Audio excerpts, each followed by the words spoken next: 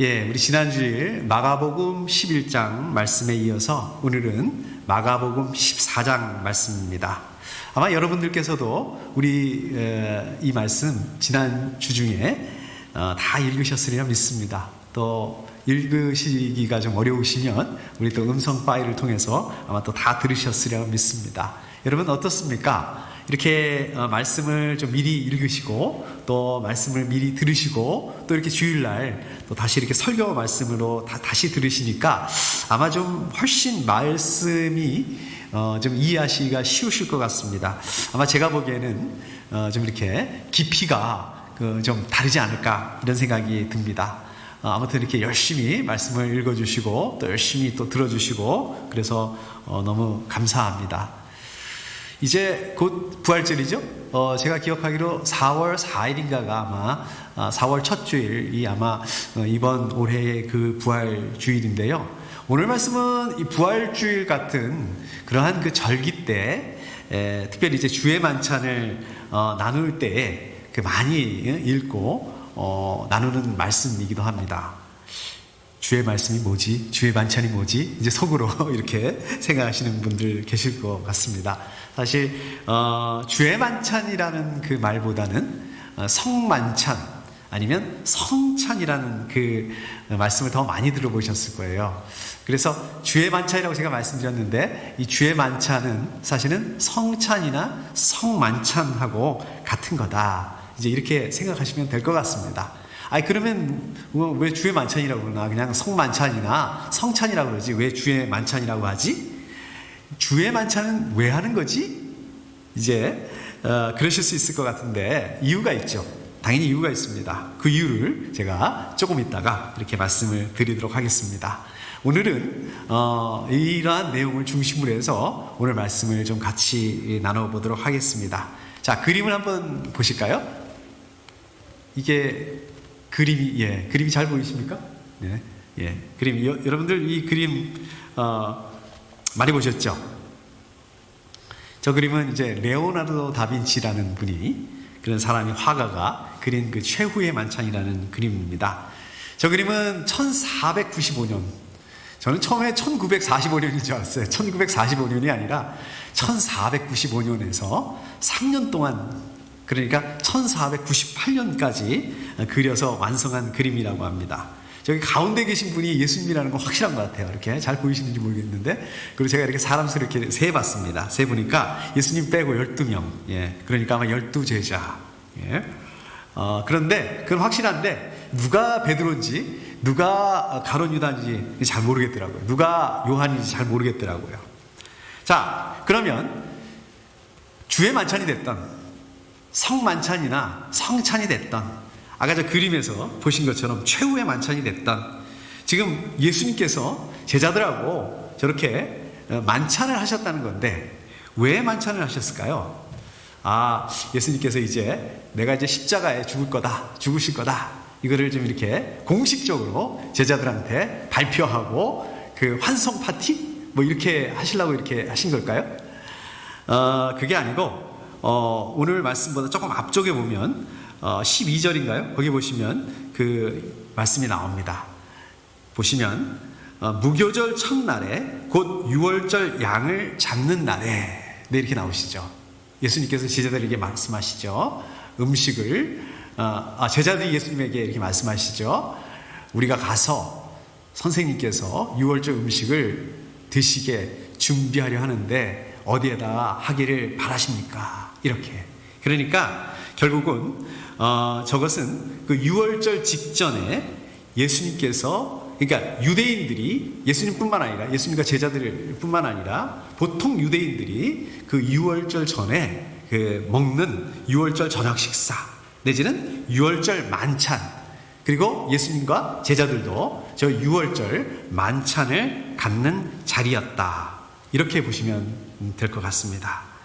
여러분들 그 지난 주일 제가 말씀드린 거 기억나시나요? 마가복음 11장 1절에 보면 어떤 사건이 나옵니까? 예수님께서 예루살렘으로 입성하시는 그 사건이 나오죠. 예수님께서 이제 입성하시는데 사람들이 예수님을 막 호산나 호산나 하면서 막 환영합니다. 이제 제자들도 막 으쓱으쓱하죠. 자, 사람들은 왜 이렇게 예수님을 열렬하게 이렇게 호산나 호산나 그러면서 환영했다고 그랬습니까? 예수님을 정치적인 메시아로 생각을 했기 때문에 예수님께서 이제 예루살렘에 입성하시기만 하면 이제 왕이 되시고, 그 다음에 어떻습니까? 그냥 다 뒤집어 엎어버리고, 그 다음에 제자들도 자기들도 이제 높은 자리 하나 차지하게 될 것이다. 이제 나름 이제 머릿속으로, 마음속으로 이제 이런 그림을 그리고 있었다. 이런 상상을 이렇게 상상을 하면서 또 그 사람들도 환영했고, 또 제자들도 어깨를 으쓱으쓱하면서 이제 지나갔습니다. 입성했습니다. 예루살렘에 입성했습니다. 여러분, 이게 언제입니까? 예수님께서 이렇게 예루살렘에 입성했던 이 사건, 언제 일어난 사건입니까? 이게 바로 종료주일이죠. 바로 부활절, 바로 한 주 전에 일어났던 사건입니다. 거기다가 그 다음날에 예수님께서는 마치 이 제자들의 바람, 제자들의 기대에 부응이라도 하는 것처럼 어떻게 하십니까? 성전에 가셔서 거기 그 성전에서 장사하는 사람들 상을 다 뒤집어 엎어버려요. 그리고 너희들이 이 기도하는 집을 강도들의 소굴로 만들어버렸다. 이렇게 야단을 치십니다. 딱 이거죠. 제자들이 바라는 거, 제자들이 기대하는 게 딱 이거죠. 너네 다 죽었다. 다 뒤집어 엎어버리고, 그리고 이제 예수님께서 그 다음 단계로 왕이 되시기만 하면, 그러면 자기들이 바라는, 자기들이 원하는 그러한 그 높은 자리, 한 자리, 이것도 자연스럽게 따라오게 되는 거고, 이제 그 예수님에 대한 이 제자들의 기대감, 또 그 자기들이 가질 것에 대한 그러한 그 기대감이 절정을 찍습니다. 이게 언제입니까? 이렇게 요거를 이제 성전 정화라고 그런다고 그랬는데, 이 성전 정화가 언제 있었던 거라고 그랬죠? 우리 종료주일 다음 날, 그러니까 월요일 날이죠. 종료주일이기도 하지만 그 주간을 저희가 고난주간이라고 하니까 사실은 다음 주가 이제 고난주간이죠. 이 고난주간, 그 고난주간에 월요일에 일어난 사건이다. 이렇게 보면 됩니다. 자, 그러면 이제 예수님께서 다 이제 뒤집어 엎으시고 왕이 되는 일만 남았습니다. 그런데 예수님의 그 모습을, 그 다음에 그 모습을 보게 되면 이게 좀 제자들의 그 바람하고는, 기대하고는 다르게 흘러갑니다. 어떤 일을 하세요? 그 다음에 우리 성경에 나와 있는 것들을 보게 되면 예수님께서 대제사장하고 또 율법학자들하고 이렇게 논쟁을 벌이세요. 그 다음에 또 뭐 사람들을 또 가르치세요. 그냥 원래 예루살렘 들어오시기 전에도 그렇게 했지만 막 비유의 말씀을 통해서 막 사람들을 가르치세요. 그 다음에 또 어떤 일을 하십니까? 사두개파 사람들하고 부활에 대해서 논쟁을 하세요. 부활이 있다 없다 뭐 그거 가지고 논쟁을 하세요. 그 다음에는 또 어떤 얘기를 하시냐면 예루살렘 성전이 무너질 거라는 거예요. 막 이제 이런 얘기만 하세요. 여러분 어떻습니까? 예루살렘에 입성하고 그 다음에 또 성전을 정화하고, 여기까지는 너무 좋았는데, 여기까지는 지금 제자들이 예상하고 기대하고 바라고 딱 맞았는데, 그대로 이렇게 예수님께서 이렇게 하셨는데, 그 다음부터 이상한 거예요. 그 다음부터 왕이 되는 그런 과정을 겪으셔야 되는데, 그거는 안 하고 자꾸 이상한 것만 이렇게 하신단 말이에요. 제자들이 어떻게 생각했겠습니까? 이거는 아닌 것 같은데, 이제 이러면서 시간이 얼마나 지나간 겁니까? 이제 4일. 이러면서 4일이 지났습니다. 이제 내일 모레면 그 6월절이 되는 거죠. 그러니까 목요일이니까, 사신의 날이 목요일입니다. 이렇게 따져보면 내일 모레면 이제 토요일이 되고, 그 유대인들한테 가장 큰 명절인 6월절이 되는 것입니다. 예수님께서 이제 제자들하고 그 6월절 저녁 식사, 6월절 만찬을 하시게 된 거예요. 그러니까 예수님께서 가지시는 6월절 만찬은 바로 이러한 그 배경 가운데 가지시게 된 것입니다. 그러니까 기대를 가지고 있었는데 조금 분위기가 이렇게 꺾어진 느낌으로 그런 상태에서 긴가민가 하면서 이제 제자들이 예수님하고 6월절 만찬을 가지게 되셨는데, 식사를 하시다 마시고 예수님께서도 이상한 소리를 하시는 거예요. 뭐라고 말씀하시냐면 18절에 보니까 너희 가운데 한 사람, 곧 나와 함께 먹고 있는 사람이 나를 넘겨줄 것이다. 이게 무슨 말씀입니까? 제자들 중에 배신자가 한 명이 생겨가지고, 배신자가 있어가지고 예수님을 배신할 것이다. 예수님을 넘겨줄 것이다. 자, 어떻습니까? 그렇지 않아도 꺾여가지고 긴가민가 하는데 그냥 이 말씀이 결정타를 날려버린 거예요. 그래서 아주 찬물을 끼얹는 것처럼 그 6월절 만찬의 분위기가 싸해집니다. 제자들이 근심하게 되죠. 그래서 뭐라고 그러십니까? 나는 아니지요. 이렇게 제자들이 한마디씩 다 합니다. 6월절 만찬이 원래 어떤 의미를 갖습니까? 6월절 만찬은 하나님께서 어떻게 이스라엘 백성들을 이집트에서 극적으로 구해내셨는지, 그 위기와 어려움에서 이스라엘을 건져내신 그 하나님이 그 지금 암울한 현실, 어려운 상황 가운데 있는 그 이스라엘 사람들 가운데 여전히 우리 하나님이시다. 그때의 그 하나님이 여전히 우리 하나님이시다. 하나님께 감사하고 또 기쁨과 소망을 가지고 음식을 먹는 자리, 그게 바로 6월절 만찬의 자리였습니다. 그런데 지금 예수님과 제자들의 그 6월절의 만찬 자리는 어떻습니까? 기쁨, 소망, 기대 이런 거 없어. 이런 거 대신에 걱정, 근심, 거기다가 아주 무거운 침묵. 그 그림이 좀 그려지시죠? 이렇게 식사를 하고 있는 예수님과 제자들이 식사를 하고 있는 그 그림이 좀 그려지시죠? 아무 말도 하지 않습니다. 제자들이 아무 말도 할 수 없었겠죠. 음식을 먹기는 먹는데 불과 4일 전에, 3일 전에 제자들이 기대하고 바랬던 거, 이게 아니잖아요.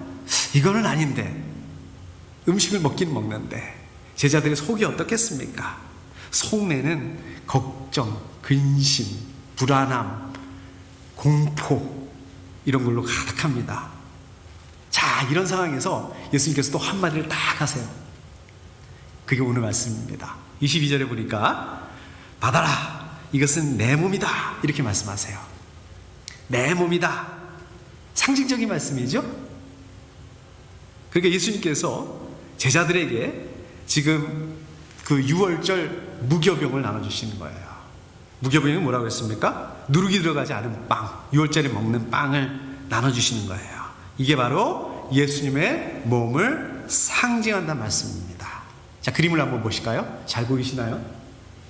네, 글씨가 좀 작은 것 같네요.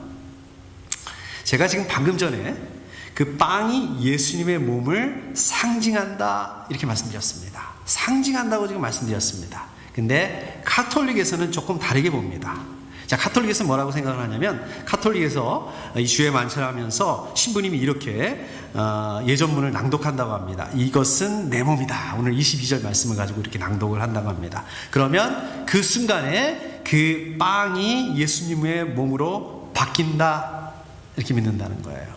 물론 무슨 그 빵이 모양이 바뀐다, 맛이 바뀐다, 맛과 모양은 그대로 있죠. 바뀌지 않죠. 그렇지만 거기에 예수님의 육체의 임재가 있다라고 이렇게 믿는 것입니다. 이거를 가지고 좀 유식한 말로 화채설이라고 합니다. 저는 이 화채설 하면은 꼭 수박 화채가 생각이 납니다. 근데 수박 화채가 아니라 화채. 그러니까 어떻다고요?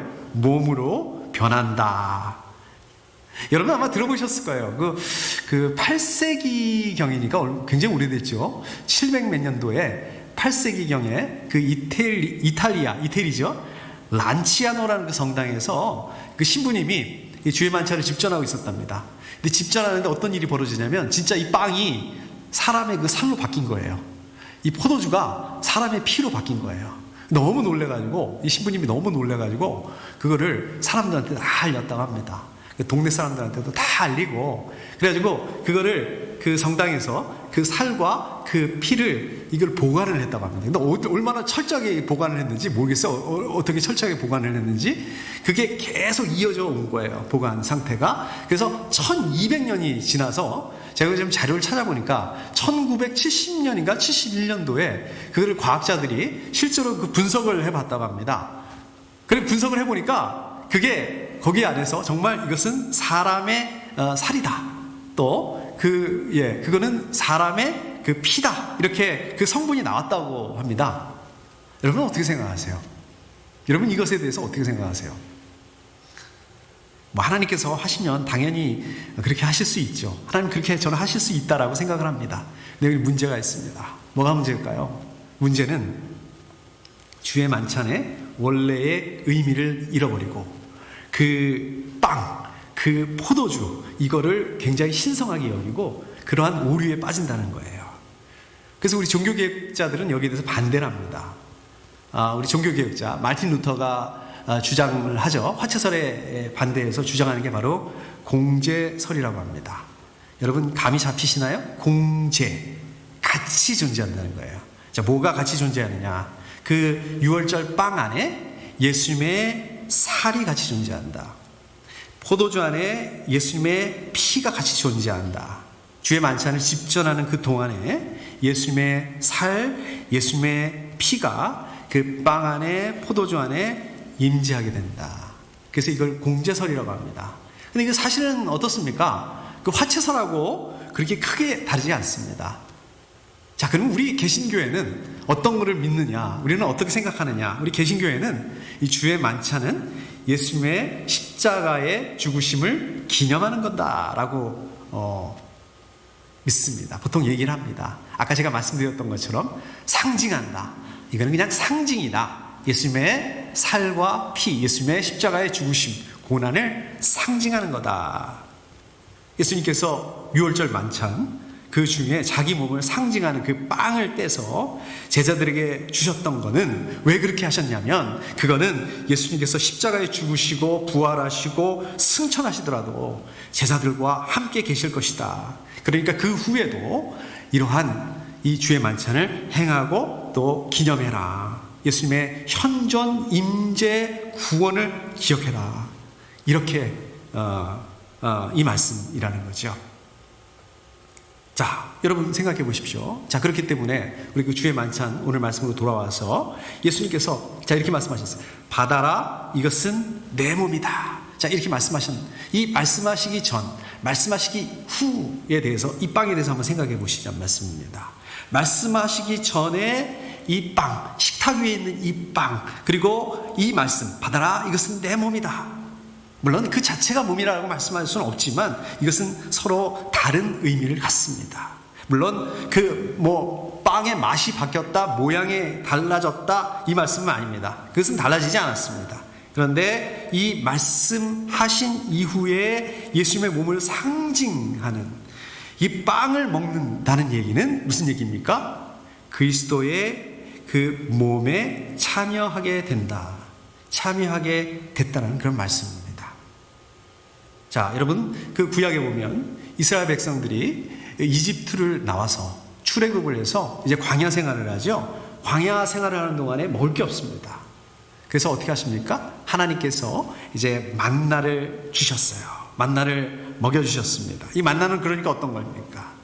이스라엘 사람들이 그 자기들이 수고하지 않고 먹는 거예요. 수고하지 않았습니다. 하나님께서 직접 내려주신 그 양식입니다. 대단하죠. 어마어마한 이적과 같은 것입니다. 그러나 그러한 이적과 같은 대단한 만나임에도 불구하고 어떻습니까? 만나를 먹는다고 해서 영생을 얻을 수 없었습니다.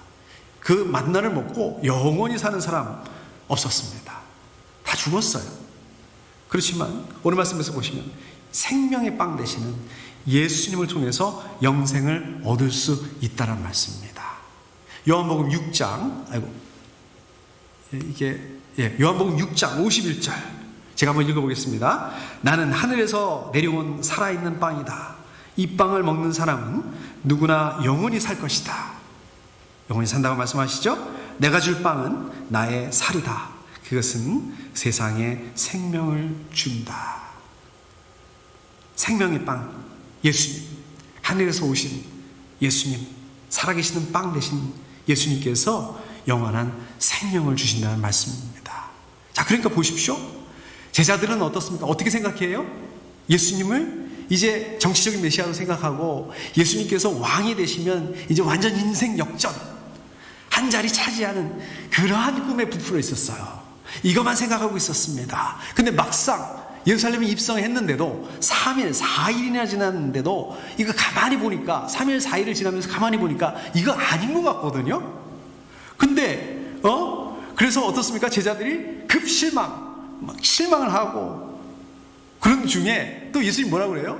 그 와중에 누군가가 예수님을 배신할 거다, 정말 갑작스럽고 당황스러운 말씀을 하세요. 청천벽력 같은 말씀을 하세요. 이거는 실망을 넘어서 어떻습니까? 절망을 넘어서 이제는 어떻게 되는 거예요? 예수님 배신하고 예수님 팔아넘긴다는데 자기들은 어떻게 되는 거예요? 다 죽었어가 아니라 내가 다 죽게 생긴 거예요. 공포감이 몰려옵니다.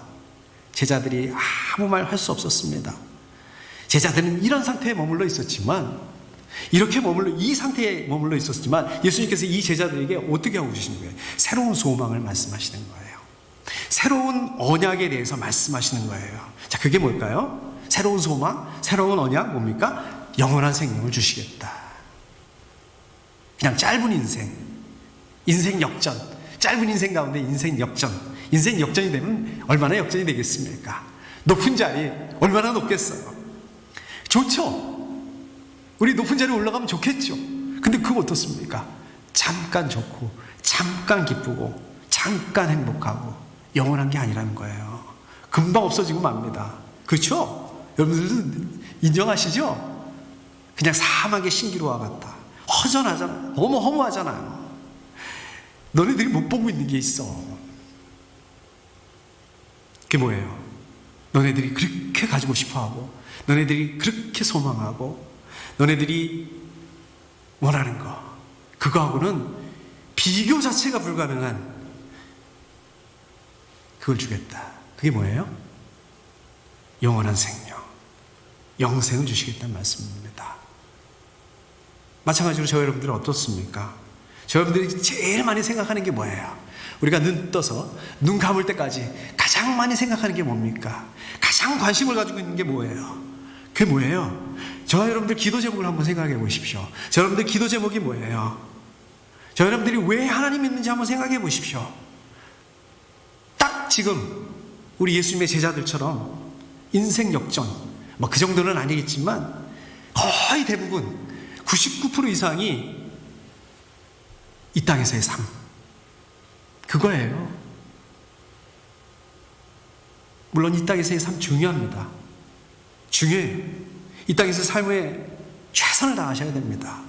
자, 그런데 문제는 우리의 관심이 거기에만 가 있다는 거예요. 그것만 바라보고, 그게 잘 되면 막 기쁘고, 그게 잘 안 되면 힘들고 어렵고 슬프고, 꼭 그거 같아요. 우리 닭을 잘 보십시오. 닭이 모이를 먹을 때 어떻게 먹습니까? 그냥 자기 발 밑에 있는 그 모이를 쪼아 먹기 위해서 그것만 바라보고 있어요. 발 밑에 있는 모이만 최선을 다해서 그것만 열심히 쪼아 먹고 있습니다.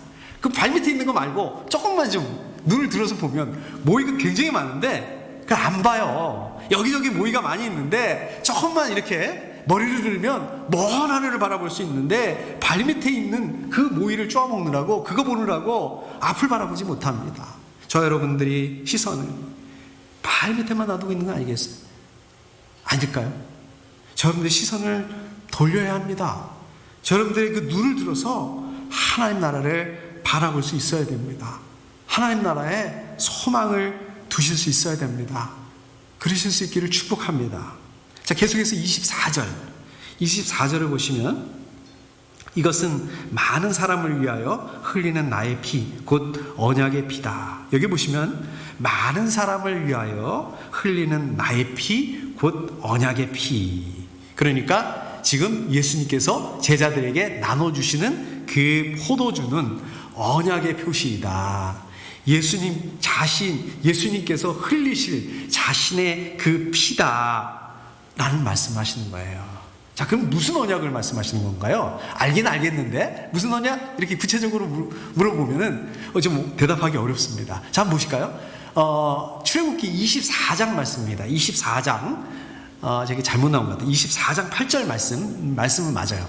24장 8절 말씀을 보면 모세가 소의 피를 뿌립니다.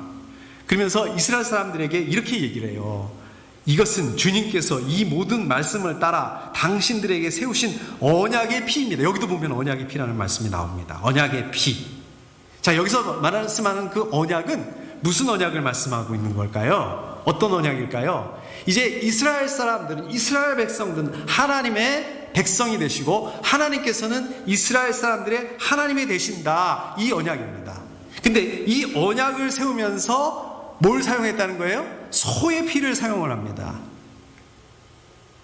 그런데 모든 사람들의 구원자 되시는 예수님께서 예수님의 자신의 그 피, 그 구원의 언약에 동참하는 사람들에게 언약을 확정하는 표시로서 예수님의 자신의 피를 사용하신다는 거예요. 자신의 피를 말씀하시는 거예요. 피는 뭐를 의미합니까? 우리 구약에 보면 피는 생명을 의미합니다. 그렇기 때문에 피를 흘린다. 이 말씀 무슨 말씀입니까? 예수님이 자기의 생명을 희생하신다는 말씀입니다. 여러분 한번 잘 생각해 보십시오. 아까 출애굽기하고 오늘 말씀을 잘 생각해 보면 구언약, 옛날 언약, 그것은 뭡니까? 이스라엘 사람들과 하나님 사이의 언약입니다. 이스라엘 사람들이 하나님의 백성이 된다는 말씀이죠. 자, 그런데 그 언약을 위해서 뭘 사용하고 있어요? 소의 피를 사용하고 있어요. 반면에 새로운 언약, 새 언약은 뭡니까? 소의 피가 아니라 예수님의 피를 통해서, 예수님의 보혈을 통해서 세상 모든 사람들, 이스라엘 백성들뿐만 아니라 세상 모든 사람들이 예수님의 피를 통해서 구원받고 영원한 생명을 가지게 될 것이다. 하나님의 자녀가 될 것이다. 이게 새로운 언약이라고 말씀하시는 것입니다.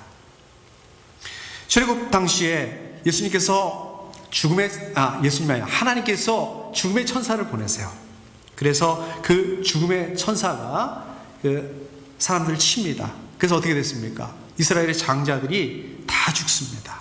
그런데 그 이스라엘 백성들은 어떻게 했습니까? 문설주에 유월절 양의 피를 묻힙니다. 문설주에 유월절 양의 피를 묻힌 이스라엘 집은 죽음의 천사가 그대로 넘어갔어요. 그래서 유월, Passover. 그래서 이것을 기념하기 위해서 이 명절의 이름을 뭐라고 부릅니까? 유월절이라고 부르는 거예요. 유월절로 지키는 거 아니겠습니까? 자, 그런데 만약에 이스라엘 사람들이라 한다 하더라도, 이스라엘 백성이에요. 이스라엘 사람들이라 한다 하더라도 문설주에다가 그 유월절 양의 피를 바르지 않았으면 어떻게 됐을까요? 아마 재앙을 피할 수 없었을 것입니다. 자, 그런데 만약에 이집트 사람이, 또 이스라엘 사람들은 아니지만 이방인이지만 하나님의 말씀을 믿어요. 하나님의 말씀을 순종해서 그 유월절 양의 피를 문설주에 발랐다면 어떻게 됐을까요? 재앙을 피할 수가 있었을 것입니다. 마찬가지로 유월절 양을 예표하는 예수님의 보혈이 없다면 여러분들이 죄 때문에 죽을 수밖에 없다는 말씀입니다. 로마서 5장 9절 말씀. 그리스도의 피로 의롭게 되었으니 그리스도로 말미암아 하나님의 진노에서 구원을 얻으리라는 것은 더욱 확실합니다. 구원약은 뭡니까? 유월절 어린 양의 피를 문설주에 바른다면 죽음의 천사가 그 집을 넘어가겠다, 유월하겠다, 패스오버하겠다. 새 언약은 무슨 뜻입니까? 새 언약은 뭡니까? 새로운 언약은 뭡니까? 이 정도가 아니라 이제 그리스도의 피로 저 여러분들, 또 우리 사람들의 죄를 깨끗하게 사하시겠다, 의롭게 하시겠다. 그래서 하나님의 진노로부터 구원을 얻게 될 것이다. 이게 바로 새로운 언약이라는 거예요. 예수님께서 십자가에 죽으시고 부활하시는 게 바로 이 새로운 언약을 확증해 주시는 그 증거가 된다는 말씀입니다. 자, 마지막으로 우리 25절 말씀. 이제부터 내가 하나님의 나라에서 새 것을 마실 그날까지 나는 포도나무 열매로 빚은 것을 다시는 마시지 않을 것이며. 이게 좀 말씀이 잘 이해가 되시던가요? 우리 지난주 중에 말씀을 읽으시면서 좀 이해하시기 좀 약간 어려운 그런 부분이 있죠? 자, 여기서 잘 보십시오. 여기서 보시면 하나님의 나라에서 새 것을 마실 그날까지. 이 무슨 말씀입니까? 이 말씀은 장차 이루어질 하나님의 나라에서 마실 포도주는 이 땅에서의 그 포도주하고 질적으로 전혀 다른 그런 새로운 것이다. 이 말씀이죠. 자, 나는 포도나무 열매로 빚은 것을 다시는 마시지 않을 것이다. 자, 여기서 보시면 포도나무 열매로 빚은 것, 이거 뭐 말씀하시는 겁니까? 이거 포도주를 말씀하시는 거죠? 포도주를 다시는 마시지 않을 것이다. 어디에서 다시 마시지 않으신다고요? 이 땅에서. 그게 무슨 말씀입니까? 약간 은유적인 표현이죠? 이 땅에서 이번에 6월절 만찬하는 게 이게 마지막이다. 이 말씀 무슨 말씀입니까? 이 말씀은 그동안 이스라엘 백성들이 출애굽 이후에 지켜온 그 6월절이 이제 완성이 되었다. 예수님과 제자들이 참여하고 있는 그 6월절, 이건 뭐예요? 이 땅에서 참여하고 있는 거예요. 그 이 땅의 만찬, 그 이 땅의 만찬은 어땠습니까? 제자들의 이 땅의 만찬은 어땠습니까? 기대가 가득했습니다. 기대가 가득했다가 그게 아니었구나. 그것 때문에 실망스러웠습니다. 제자들 중에 누군가가 예수님을 배신한다는 그 말 때문에 불안하고 공포스럽고 그렇기도 했습니다. 그러나 하나님 나라의 만찬은 질적으로 다르다는 거예요. 비교할 수 없다는 거예요. 그러한 만찬을 나누게 될 거다. 이러한 하나님의 나라에 대한 소망, 예수님의 새로운 언약, 이게 바로 새로운 언약인 것입니다. 자, 여러분들 이 땅에서 생명을 유지하기 위해서 음식을 먹어야 됩니다. 또 그 음식 때문에 우리가 음식을 먹어야지 그 음식 때문에 우리가 건강, 생명을 유지할 수 있습니다. 이 땅에서 그 만찬은 어떻습니까? 우리 가운데 기쁨을 줘요. 그렇죠? 우리 이렇게 같이 우리 지체들끼리 또 우리 식구들끼리 먹으면 어떻습니까? 같이 밥을 먹는다는 게 너무 기쁜 일이에요. 즐거움입니다. 요즘처럼 이렇게 같이 밥을 먹기 힘든 어려운 상황이 되다 보니까 그게 얼마나 즐거운 일이었구나, 기쁜 일이었구나, 이것을 알 수가 있습니다. 이 기쁜 게 사실입니다. 자, 그런데 그 음식 때문에 영원히 우리 건강과 우리 생명을 유지할 수 있는 것은 아니라는 말씀입니다. 그 만찬 때문에 오는 그 즐거움, 그 기쁨도 영원하지 않다는 것입니다. 그러나 장차 하나님 나라에서 있을 그 만찬은 이 땅에서의 만찬이나 이 땅에서의 그 기쁨, 이거는 비교조차 할 수 없는 질적으로 다른 것이다. 어떤 거예요? 영원한 생명, 영원한 기쁨을 주시는 것이다. 자, 그렇기 때문에 하나님 나라에 소망을 두셔야 된다는 말씀입니다. 그렇기 때문에 어떠한 어려움, 어떠한 힘든 상황을 만났다 하더라도 우리가 항상 기뻐할 수 있어야 된다는 말씀입니다. 자, 이제 말씀을 정리하도록 하겠습니다.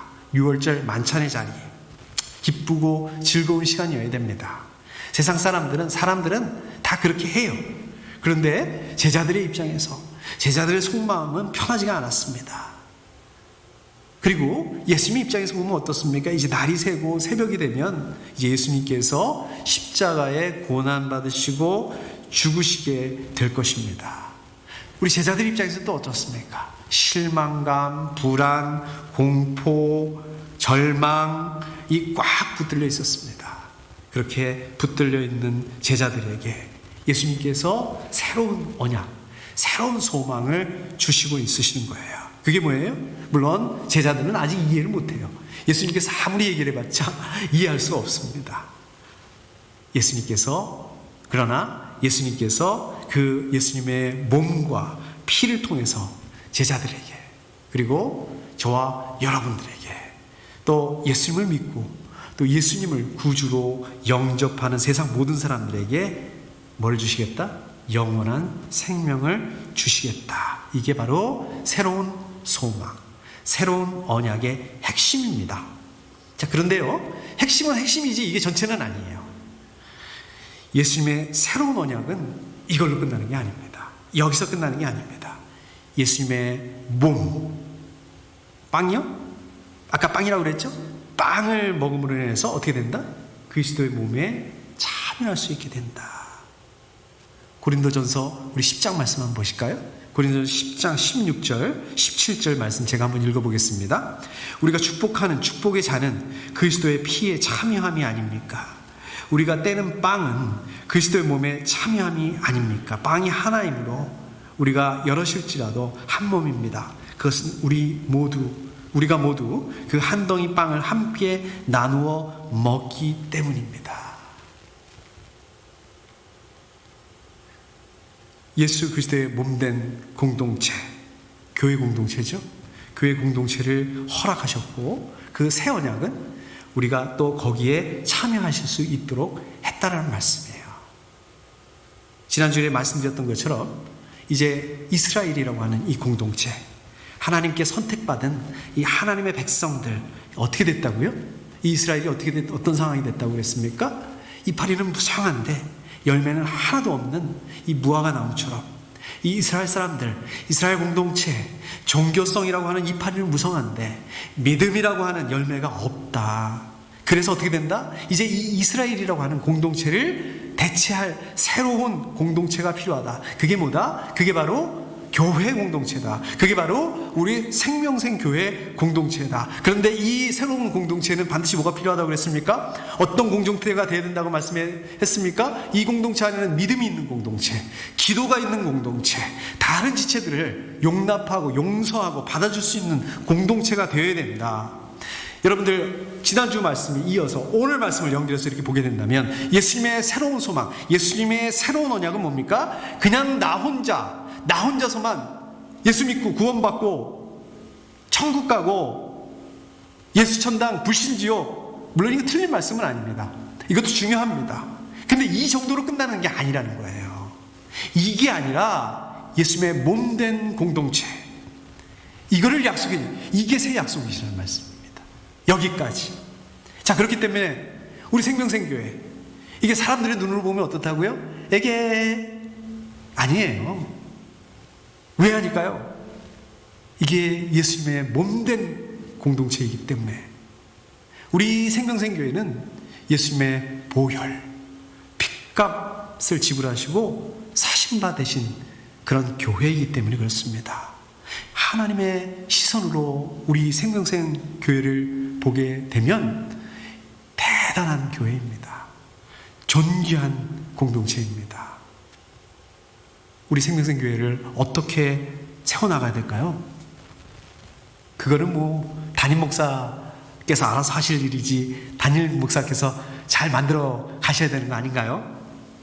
물론 저는 제 책임을 회피하고 싶지는 않습니다. 그런데 교회는 담임 목사 혼자서 북치고 장구치고 그렇게 만들어가는 게 아닙니다. 교회는 무슨 좋은 프로그램을 갖다가 놓고 또 무슨 좋은 상교공부 교재를 통해서 그런 것이 아닙니다. 저 여러분들이 함께 만들어가야 되는 거예요. 저 여러분들이 함께 세워가야 되는 것입니다. 어떻게? 하나님을 믿는 믿음으로 매일매일 하나님의 말씀을 읽고 기도하고 서로서로 지체들을 이해하고 용납해주고. 근데 어떻게 하라고요?